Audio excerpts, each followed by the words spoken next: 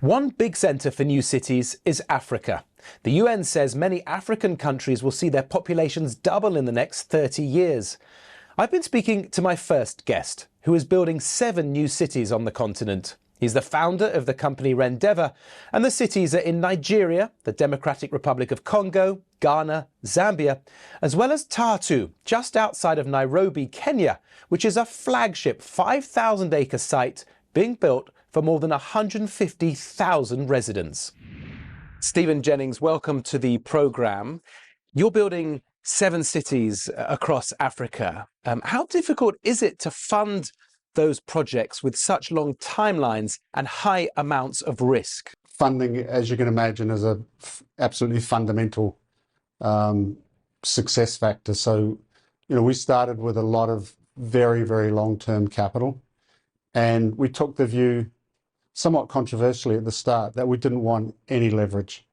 And that absolutely proved to be the right decision. So it meant it took a little bit longer to get momentum and to get to critical mass, but it meant that financially we've been very robust.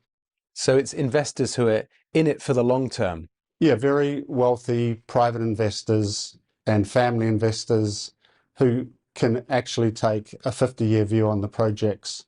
So people who are really committed to go the distance and build a very big long-term Pan-African platform. How excited are you about Tatu? You can probably tell from my face, extremely. Yeah, I think our whole team and our shareholders are extremely excited about the whole platform because we can see the impact we're having. When I go to work and I see tens of thousands of people marching into their formal jobs, properly paying jobs, skilled, semi-skilled, highly skilled, and I see those numbers going up month by month, it's hugely gratifying. How many businesses do you need to make Tatu sustainable? Yeah, I probably don't think of it in terms of number of businesses, but at Tatu City we've close to 100 large businesses, many leading regional, local and large multinationals. Tatu City is probably the largest project of any kind in Kenya now. So about 3 billion of investment, 50,000 new jobs. So it's been self-sustaining for a long time, highly cash generative. That project, we have 5,000 students come into our schools every day, thousands of apartments. We have events where we have tens of thousands of visitors. And I think what Tatu proves is if you can create a normal operating environment in Africa in terms of governance and infrastructure and amenities, you very quickly capitalise a large amount of investment and a very large amount of job creation. So it kind of demonstrates Africa's full potential. What model works best in which cities between public and private cooperation? Cities always involve this complex and dynamic interaction between government and private sector. Normally, because governments have the ability to tax and write rules and regulations, governments run cities. But in Africa, we have huge government failure around lack of planning, very poor quality controls, and infrastructure that's completely overwhelmed and increasingly overwhelmed. And that creates the space for private city operators such as ourselves to play a bigger role than they might do in other environments. How do you ensure there is one key ingredient when you're building your cities? Water supply. How do you go about ensuring that exists? You've obviously got some Africa background asking that question.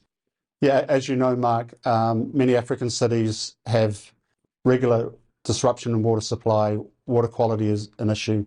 In fact, many water municipalities are actually water cartels.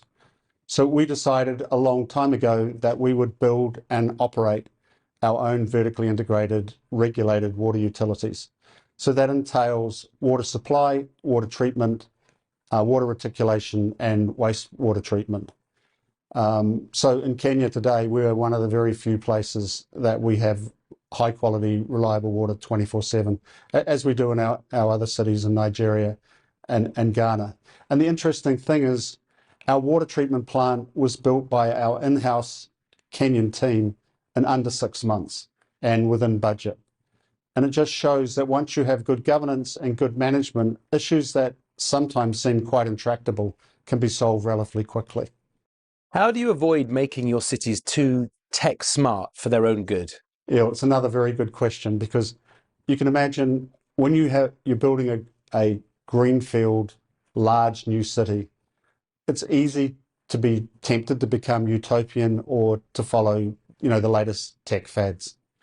And as self-funding private cities, we have to be very careful that the technology we deploy and the development concepts we use are the ones that our clients and our residents want and that they're prepared to pay for. So in some areas like environmental regeneration, walkability, livability, we're very radical. In other areas like transport systems, we're definitely not going to experiment with transport robotics or self-driving cars.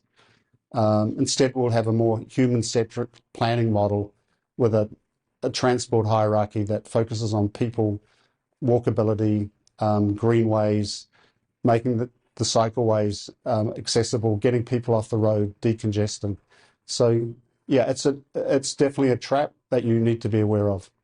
Are you glad you've chosen Africa as a site for your cities? Again, I can't fake it. Yeah, we're delighted. We're in some of the fastest growing countries in the world. Africa's experiencing the fastest urbanization in human history, and there's a huge demand for high quality, large scale urban infrastructure. So yeah, delighted. Stephen Jennings, thanks very much for coming on the show. Thank you, Mark.